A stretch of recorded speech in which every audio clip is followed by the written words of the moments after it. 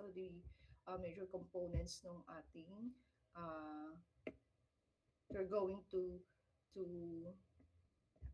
make solar energy. So kailangan alam niyo na you know how to size, especially like for example the array. Okay, so this one is in connection with, like for example, kayo yung gagawa ng solar panel. Okay, and okay, so since kayo ay renewable yung truck, okay, and one of the electric din nyo ay solar energy. So don't forget to the way on how you will size the array, the inverter, and also the batteries. Okay, like this one, very important na uh, you see, okay, how many panels natin ay in a series and how many panels natin ay in parallel. Okay, so like this one, since this is already discussed to you, okay, nandun na daw kayo sa inverter sizing. So kailangan yung ating solar panel must be sized, okay, according to uh, ano ba yung needed natin na capacity. Okay? Ano yung capacity of the solar panel? Okay? Na, if for alam naman natin the mostly solar panel, meron yang lifespan. Okay? And kailangan ma-determine natin ilan yung kanyang parallel string of those panels para malaman natin kung ilan yung gagamitin natin for us to meet yung desired output na needed natin sa system. Okay? So kaya hindi lang dyan, kailangan dun pa lang sa overview ng inyong solar energy, you need to know what is the type of solar panel that we will use, whether polycrystalline or monocrystalline. Okay? And as you can see, we have different design ng inyong mga solar array. Diba? So, kailangan you specifically check kung ano yung types ng solar panels that you will use, anong size, okay? Kasi yan, for example, ikakabit mo siya. Okay?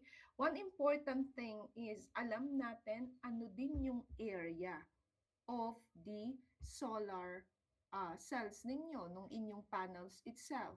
Diba? Kasi for example, ilalagay nyo siya and then kayo yung magkakabit. Kailangan ma-check nyo din yung area. Kung yan ikakabit sa bubong, kailangan ma-check ninyo ano ba yung area.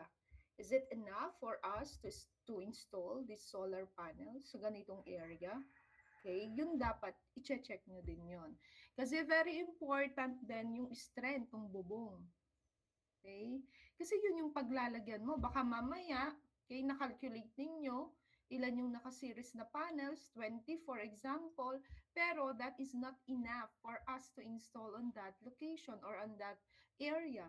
Okay? Tapos ang area niya is ang mangyayari lampas yung inyong solar panels. So kasama yun sa inyong i-consider. Naintindihan? So you need to know how am I going to size yung inyong mga solar panel. Kasi pag yan ay nagkaroon ng oversizing, so syempre, it will really affect dun yun sa kanyang lifespan. And at the same time, dapat ma-check nyo siya na meron kayong future consideration. Okay? Na kapag tumaas, for example, yung load ko, there is enough, okay, capacity na kaya niya since you already size the solar panels. Understood? Class? Hello? Naintindihan? So, you can interrupt me every time na meron kayong question. Okay. So, if you're going to size naman yung ating inverter, okay?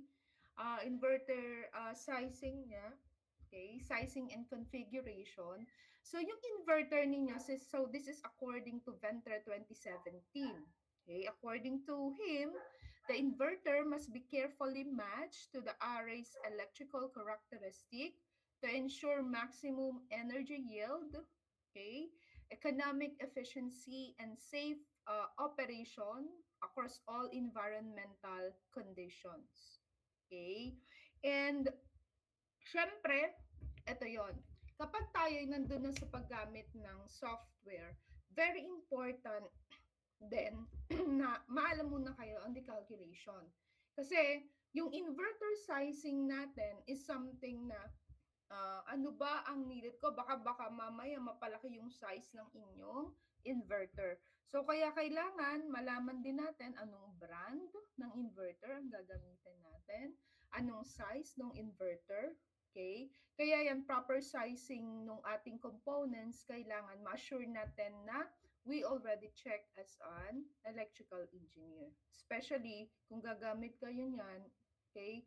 Kailangan yung thorough calculations para you see to it na enough yung inyong gagamitin before the conduct ng installation. Okay? So we also have yung DC to DC to AC ratio. Okay? So this is about the inverter loading ratio wherein halimbawa this one, you have a common, so ito naman ay according to Masters 2013, a common intuitive mistake is assuming, hindi kasi pwede class na halimbawa, okay, merong available na inverter sa inyo, yun lang yung ating gagamitin. Okay? You must size, okay? Kasi there are cases na kung ano lang yung available, yun ang ginagamit. So it's not like that. Hindi tayo gumagamit ng assumption. Okay? Kasi we need to make sure na nandun yung assurance ninyo that you properly size, okay, the solar panels, the inverter, and even the battery. Okay, like this one. A common intuitive mistake is assuming a 5 kilowatt solar arrays which requires exactly a 5 kilowatt inverter. Diba? So kung makikita ninyo, pinagparehas nila yung size no inverter and nung solar energy. Okay? So there are cases then na titingnan ninyo, halimbawa, you are going to design. So engineers intentionally oversize the DC array relative to the AC capacity of the inverter. Okay? So, uh, minsan ang ginagawa, okay, so yung ratio is same for solar energy and dun sa inverter. Okay? But, kailangan ma-size mo muna siya properly if that will be enough. Okay? Yung inverter ninyo. Kasi minsan ang ginagawa doon, like this one, is yung inverter loading ratio or yung DC to AC ratio. Okay? Na siname yung kanyang size for the solar array and yung ating inverter. Okay?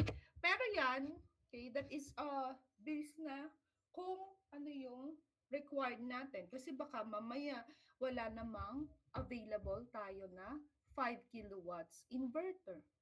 'Di ba? So titingnan nyo din yung availability niya sa market. Okay? Kaya very important na ma-size muna natin siya properly. Okay? So, another one is yung ating, yan. So, this is an example. Diba kanina? Okay? So, we have that inverter loading ratio. So, yung ating inverter loading ratio can be used, okay, by knowing the DC array capacity or yung STC natin, and then yung AC inverter rating. Okay? So, take note na standard, okay, inverter ratio typically ranges from 1.15 to 1.25. So, meaning, nando na may tolerance din siya, 115% to 125%. Okay? So, for example, meron kayong 6 kilowatt array, okay? So, that would ideally be paired with a 5 kilowatt inverter. So, anong napansin nyo? There's still what? yung tolerance na available or pwede yung gagamitin natin na inverter for that capacity ng inyong solar panel. Understood? Kaya here you can